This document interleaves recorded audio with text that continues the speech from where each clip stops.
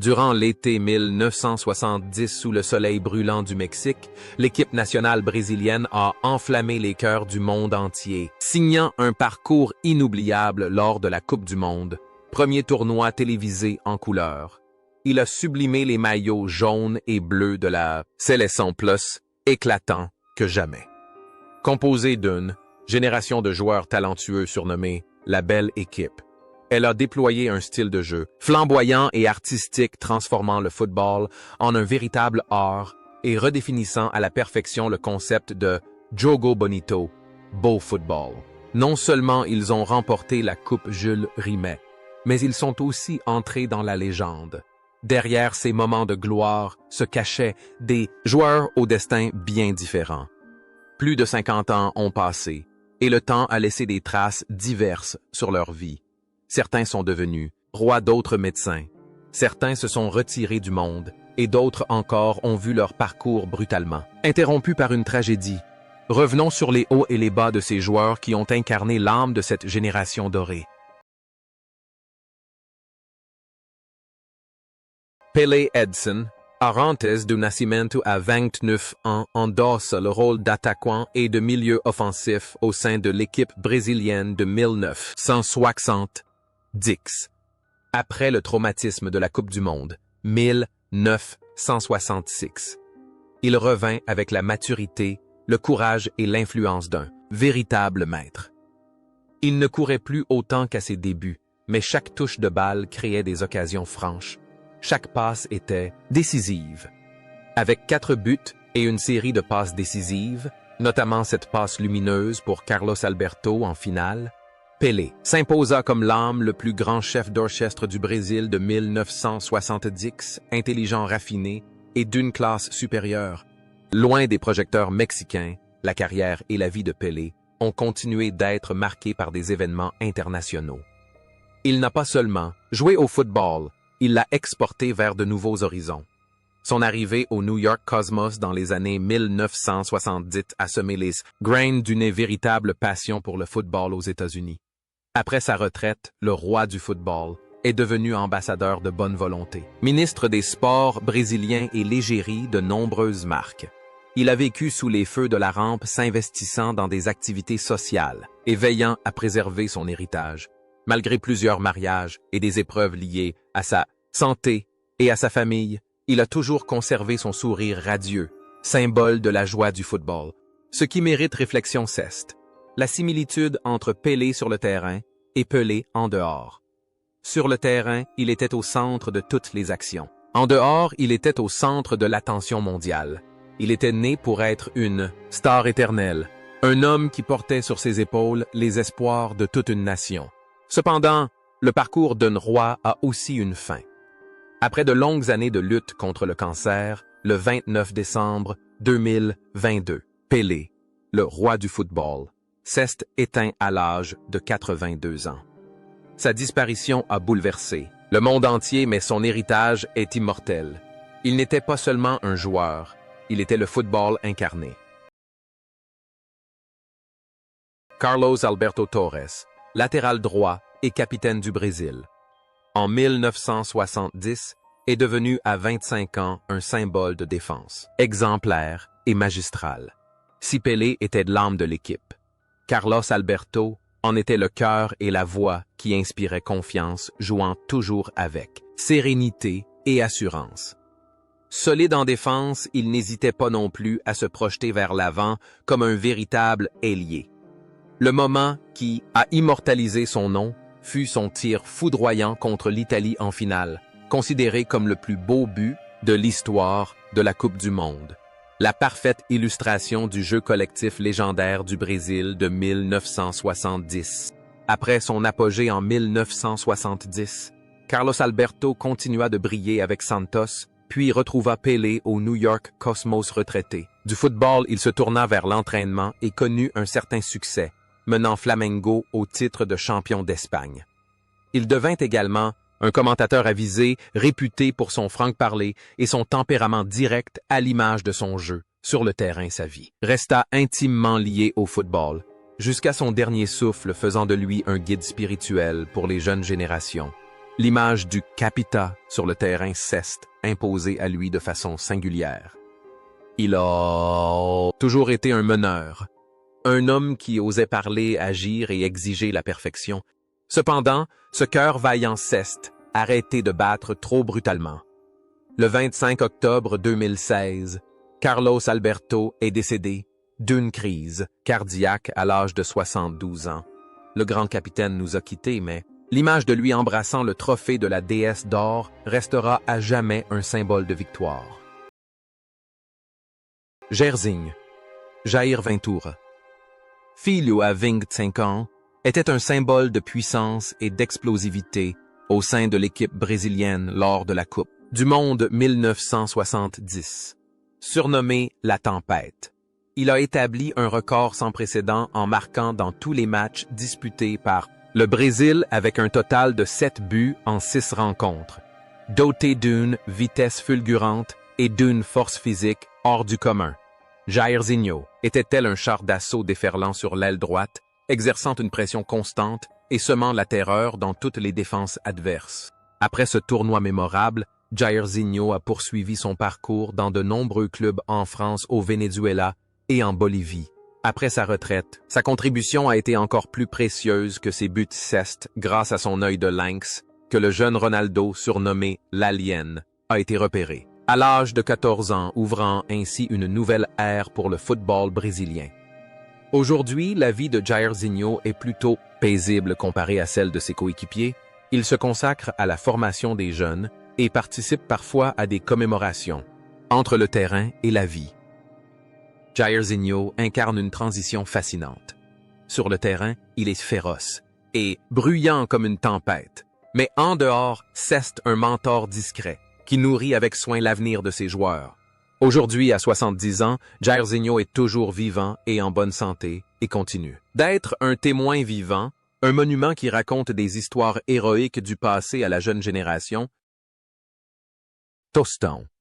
Eduardo Gonçalves de Andrade, à 23 ans, était un génie paradoxal au sein de l'équipe du Brésil de 1970. Bien qu'il évoluât en tant qu'attaquant, il ne s'appuyait pas sur sa force physique, mais sur son intelligence et ses déplacements subtils, devenant ainsi le premier exemple du rôle de faux neuf. Les courses de Tostão sur les ailes étiraient constamment la défense adverse, créant des espaces pour que Pelé et Jairzinho puissent briller. Ce qui le rendait encore plus remarquable, c'est qu'il a disputé l'intégralité du tournoi avec un seul œil après avoir subi une opération pour un décollement de la rétine, acceptant le risque de perdre la vue pour contribuer à l'équipe nationale. La tragédie et la fortune de Tostão se sont manifestées très tôt. 3 ans seulement après son triomphe en Coupe du Monde, à 26 ans, il fut contraint de prendre sa retraite en raison d'une blessure oculaire récurrente. Mais ceste alors qu'il écrivit une autre histoire extraordinaire. Tostão entreprit des études de médecine, devint médecin et vécut retiré du monde, fuyant toute forme de notoriété footballistique pendant des décennies. Il revint plus tard sur le devant de la scène comme l'un des commentateurs et journalistes sportifs les plus perspicaces et brillants du Brésil. Le lien entre son rôle sur le terrain et sa vie est évident, la sagesse. Sur le terrain, il utilise son esprit pour jouer au football et en dehors, il l'utilise pour soigner et écrire. Aujourd'hui, Tostão profite de sa vieillesse, respecté non seulement comme une légende du football, mais aussi comme un grand intellectuel, un philosophe du football à la plume acérée.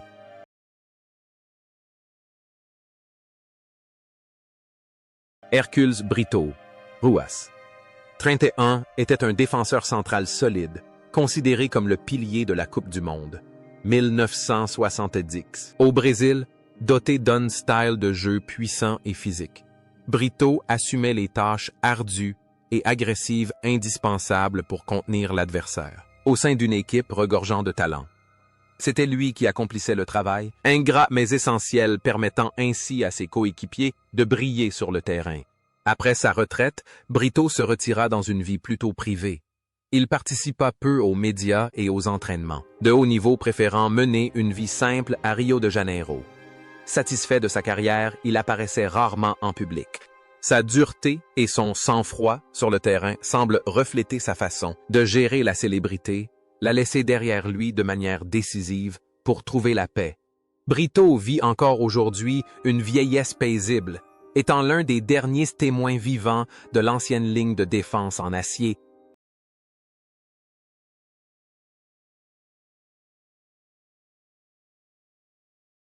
À 23 ans, Joel Camargo était un défenseur central flamboyant de Santos, réputé pour son calme, sa dignité et son usage rare de tacle, rugueux, lors de la Coupe du Monde. 1970. Il était une doublure de qualité pour la charnière centrale composée de Brito, et Piazza Bianquil n'est pas joué une seule minute. La médaille d'or de la Coupe du Monde a couronné la carrière de ce jeune homme prometteur. De retour du Mexique, l'avenir de Joel semblait radieux, mais le destin lui joua un rôle cruel, un an plus tard en 1960.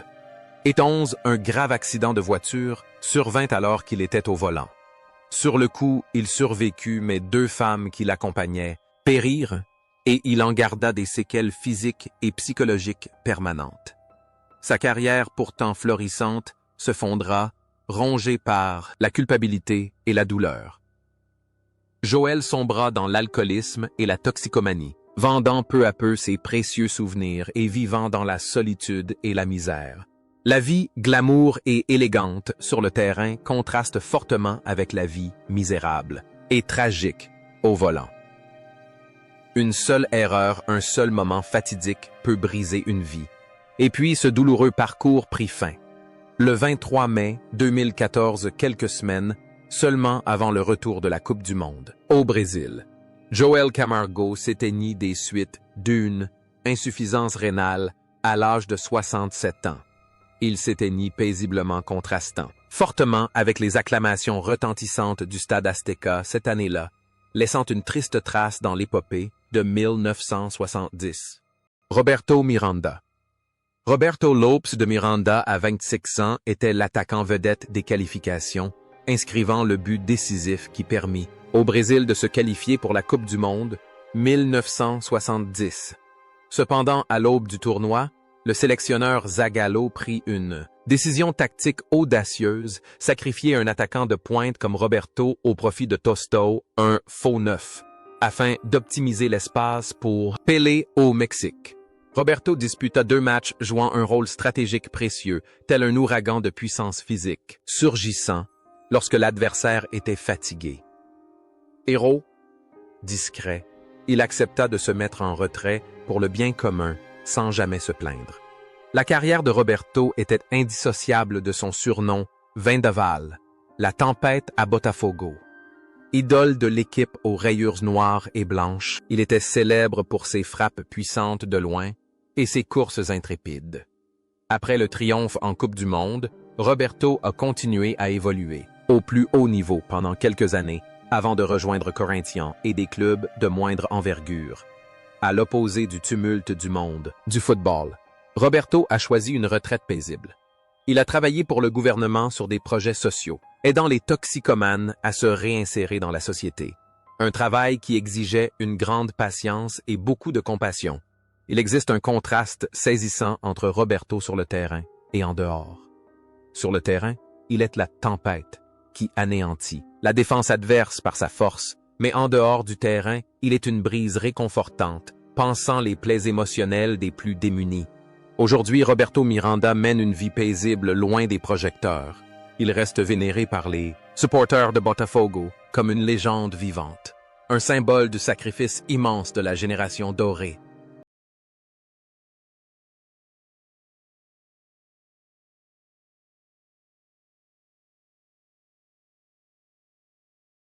Félix Mieli. Venerando à 32 ans était le gardien discret mais indispensable de la Coupe du Monde. Brésil, 1970.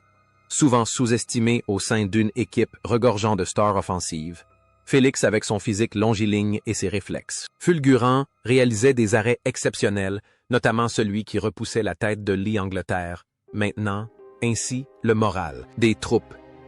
Véritable pilier. Silencieux. Il encaissait les plus grandes pressions, tout en assurant la sécurité de l'ensemble de l'équipe. Après la Coupe du Monde, Félix n'a pas connu le même succès que ses coéquipiers. Il a pris sa retraite et a mené une vie plutôt difficile, travaillant comme vendeur et directeur commercial pour subvenir à ses besoins. Il portait toujours en lui une profonde tristesse, car il avait le sentiment que ses efforts n'étaient pas reconnus à leur juste valeur. Il est néanmoins resté un père et un mari dévoués, menant une vie honnête et simple. Le destin de Félix semble à l'opposé de la gloire des terrains de football champion, du monde peinant à gagner sa vie héros discret, toujours en quête de reconnaissance. Mais ce combat a pris fin. Félix est décédé le 24 août 2012 des suites d'un emphysème. Sa disparition a enfin permis aux Brésiliens de reconnaître et d'honorer la véritable valeur de ceux qui jadis ont porté le rêve de la Coupe du Monde.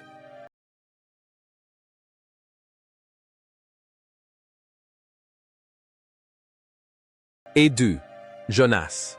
Eduardo Américo à 20 ans était un véritable prodige du football brésilien, appelé en équipe nationale pour la Coupe du Monde 1966 à 16 ans. Il était déjà en 1971 champion du monde chevronné, malgré son statut de remplaçant, doté d'une technique individuelle exceptionnelle. Edu était comparé à un acrobate du ballon rond, bien qu'il ne puisse rivaliser avec l'excellent Rivellino pour le poste de titulaire. Chacune de ses apparitions sur le terrain, comme lors du match contre la Roumanie, enflammait les tribunes par ses dribbles virtuoses, mettant à mal la défense adverse. Véritable disciple de Pelé à Santos, Edu a connu une carrière brillante sous les couleurs du club. Il a consacré la quasi-totalité de sa jeunesse à Santos, remportant d'innombrables titres nationaux.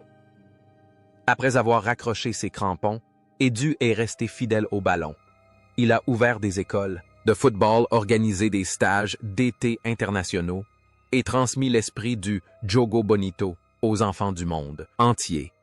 Il a toujours conservé un sourire radieux et une énergie communicative à l'image du jeune homme qui évoluait sur l'île. Le point commun entre Edu le joueur et Edu dans la vie réelle, c'est la joie. Sur le terrain, il joue au football pour trouver la joie en dehors du terrain. Il utilise le football pour apporter de la joie aux enfants. Aujourd'hui, Edu est toujours en pleine forme et très actif.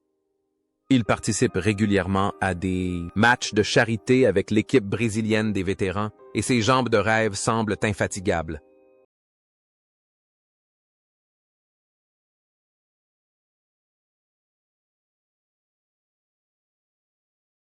Emerson Leão, à 20 ans, était le plus jeune gardien de but du Brésil et le second choix derrière Félix lors de la Coupe du Monde 1970.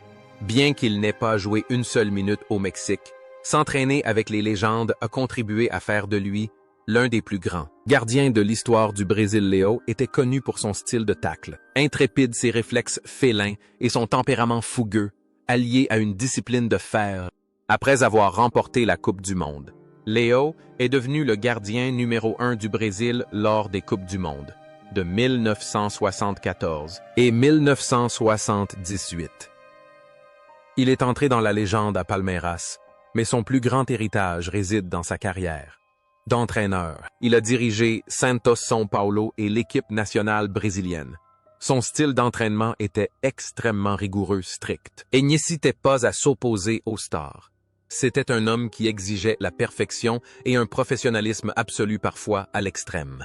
La fougue latente du jeune gardien de but en 1977 s'est muée en un caractère difficile dans la vie réelle. Leão était toujours celui qui menait la danse, un général exigeant qui voulait tout contrôler. Aujourd'hui, Leão a quitté le banc de touche et profite d'une vie rurale dans sa ferme, mais chaque fois qu'il s'exprime sur le football brésilien, les experts l'écoutent toujours avec respect et une certaine réserve.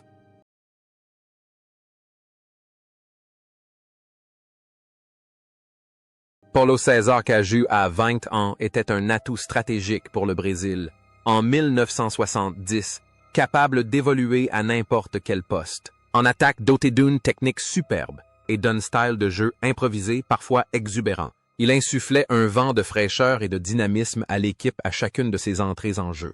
La vie de Cajou fut ensuite une véritable montagne russe. Il remporta de nombreux titres mais sombra également dans une spirale infernale de toxicomanie et d'alcoolisme, ce qui le poussa à vendre sa médaille d'or de la Coupe du Monde et une réplique du trophée Jules Rimet pour rembourser ses dettes. Il dut mener un long combat pour se reconstruire. Son comportement exubérant sur le terrain s'est transformé en une perte de contrôle. Dans la vie réelle, le poussant dans l'abîme avant qu'il ne retrouve le chemin du retour.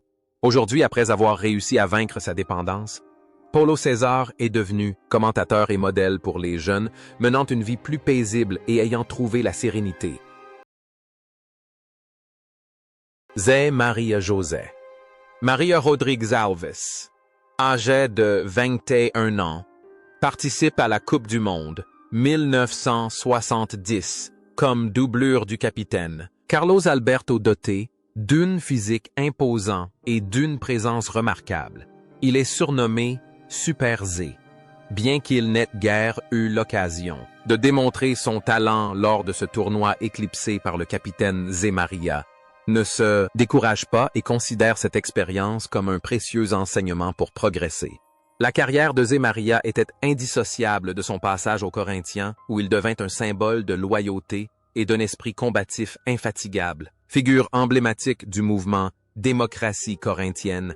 Au début des années 1980, il lutta aux côtés de Socrate pour les droits des joueurs et la démocratisation du football sous la dictature. Cela démontre que Zé Maria n'était pas qu'un simple ailier, mais un homme aux grandes idées et au sens des responsabilités sociales aiguisées. La ténacité et la résilience de l'infatigable sur le terrain témoignent d'une volonté de fer. C'est un homme qui court sans relâche, que ce soit pour centrer ou pour défendre une cause juste. Actuellement, Zé Maria travaille à la prison de la Fondation Casa, où il enseigne le football et l'éducation civique à des jeunes en difficulté. Il poursuit ainsi un nouveau chemin, celui de semer les graines du bien.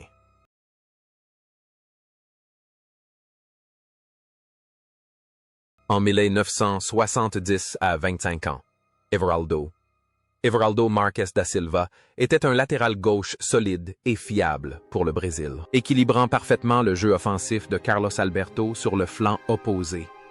Son style de jeu simple mais intense et extrêmement efficace apportait une grande stabilité à la défense l'Étoile dorée qui orne aujourd'hui le blason. Du Grêmio est un hommage à Everaldo, premier joueur du club à remporter la Coupe du Monde.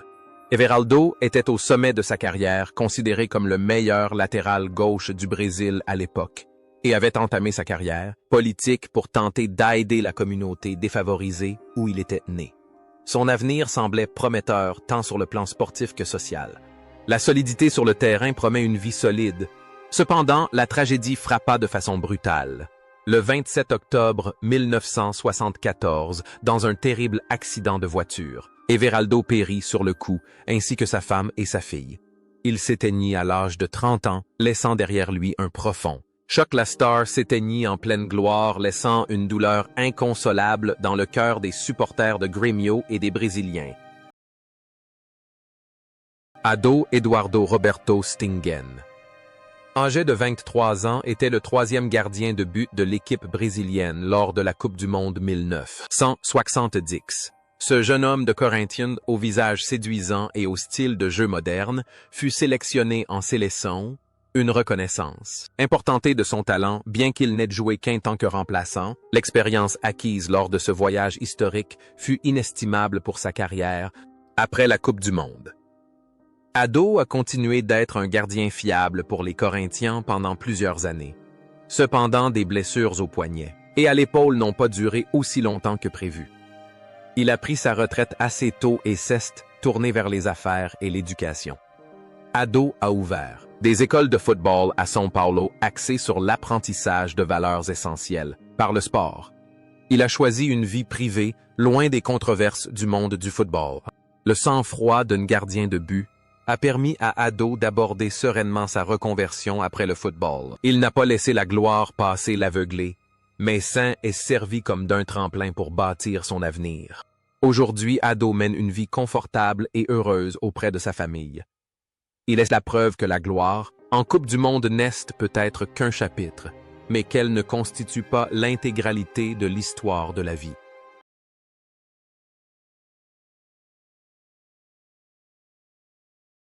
Clodoaldo. Clodoaldo. Tavares de Santana, à 20 ans, était le Benjamin de l'équipe du Brésil de 1970, discret et efficace. Il laissait briller ses aînés. Mais son moment de gloire fut un dribble spectaculaire qui lui permit d'éliminer 4 joueurs italiens dans sa propre moitié de terrain, ouvrant la voie au but qui scella la victoire 4-1. Ce geste alliant à la perfection, solidité défensive et improvisation empreinte de l'esprit. Samba reflétait parfaitement la personnalité de Clodoaldo. Clodoaldo a passé toute sa carrière à Santos. Après sa retraite, il a continué à œuvrer pour le club en tant qu'entraîneur et directeur technique. Il a mené une vie paisible à l'abri des scandales et était respecté comme un gentleman du football. Le calme et l'assurance dont Clodoaldo faisait preuve sur le terrain à l'âge de 20 ans se sont transposés dans sa vie, une carrière et un mode de vie solide, loyaux et dignes de confiance. Aujourd'hui, Clodoaldo demeure une figure importante à Santos, un symbole de loyauté et de dévotion. Wilson Piazza, alors âgé de 27 ans et milieu de terrain, a sacrifié son poste pour évoluer en défense centrale lors de la Coupe du Monde 1970 au bénéfice de l'équipe brésilienne. Son adaptabilité et son sacrifice ont permis au Brésil de se doter d'une défense solide également performante dans le jeu au pied et de devenir un point d'appui efficace pour les attaques menées depuis la surface. Après sa brillante carrière à Cruzeiro, Piazza s'est engagé dans le militantisme social. Il s'est lancé en politique, devenant président du syndicat des footballeurs professionnels et luttant pour les droits et les pensions des anciens joueurs. Il s'est fait le porte-parole de ses collègues les moins fortunés. Celui qui sait se sacrifier sur le terrain devient dans la vie réelle un défenseur des droits d'autrui. Aujourd'hui, Piazza demeure une figure respectée du management sportif brésilien. Gerson. Gerson de Oliveira. Nunes, à 29 ans, était le cerveau de l'équipe du Brésil de 1970. Si Pelé régnait. En maître, Gerson était celui qui imposait le rythme et orchestrait chaque mouvement de l'équipe. Doté d'un pied gauche, redoutable et d'une maîtrise exceptionnelle du jeu, il décidait des phases d'attaque et de défense du Brésil.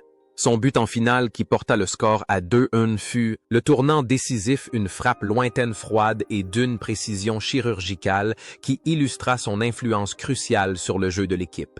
Après avoir atteint les sommets de sa gloire, Gerson a continué d'entraîner des milieux de terrain dans des clubs brésiliens. Cependant, sa vie a également été marquée par une célèbre polémique au Brésil, surnommée la Loi Gerson, née d'une publicité pour des cigarettes à laquelle il avait participé et qui véhiculait l'idée de prendre des raccourcis pour obtenir des avantages. Il lui a fallu de nombreuses années pour expliquer qu'il avait toujours prôné l'intégrité. Après sa retraite, il est devenu un commentateur radio renommé et sa voix claire et son franc-parler continuent d'influencer les émissions, tout comme il le faisait sur les terrains. Cerveau sur le terrain et langue acérée à la radio. Gerson a toujours été du genre à contrôler le jeu à sa manière. Actuellement, Gerson vit toujours à Rio de Janeiro. Et bien que sa santé se soit dégradée avec l'âge, son esprit combatif et sa vivacité d'esprit surnommée le « pied gauche d'or » ne se sont jamais estompés.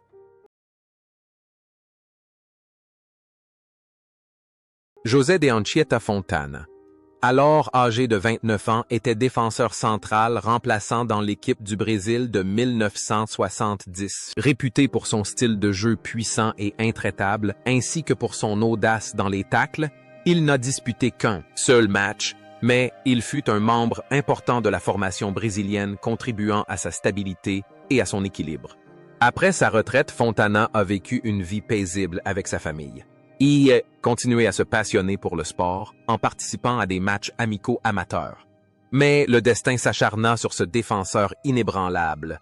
Le 9 septembre 1980, lors d'un match de football amical avec des amis, Fontana fut victime d'une crise cardiaque et mourut à l'âge de 39 ans. Le cœur de ce guerrier cessa de battre là où il aimait le plus sur le terrain de football. Dada Maravilha. Dario José dos Santos a 24 ans est une figure unique dans l'histoire du football brésilien. S'il ne possède pas la technique superlative de Pelé ou de Tostão, et qu'on lui reproche même sa maladresse, il dispose d'une arme redoutable, la capacité de sauter et de s'arrêter en l'air comme un hélicoptère. Il a d'ailleurs déclaré avec fierté « Il n'y a que 3 choses qui peuvent s'arrêter en l'air, les colibris, les hélicoptères et Dada ».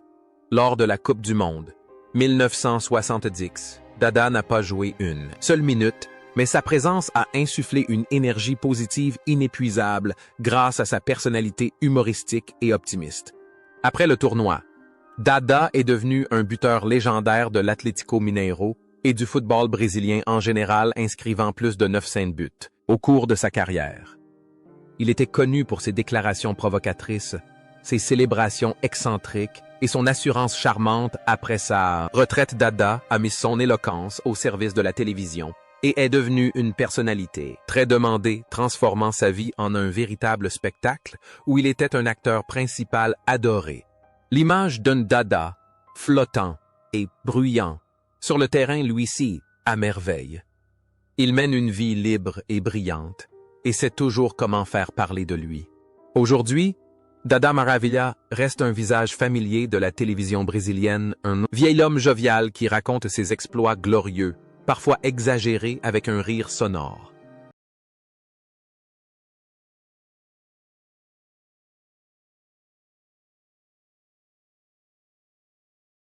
À 24 ans, Roberto Rivellino incarnait la puissance et l'éclat sur le flanc gauche du Brésil de 1970, doté d'un pied gauche explosif et du fameux dribble élastico. Il créait systématiquement des occasions grâce à des coups francs, tonitruants et des passes longues d'une précision millimétrée. Son image de moustache fournie et son style de jeu technique caractéristique ont fait de Rivellino une figure emblématique de la génération dorée de 1990 et même une source d'inspiration pour Diego Maradona.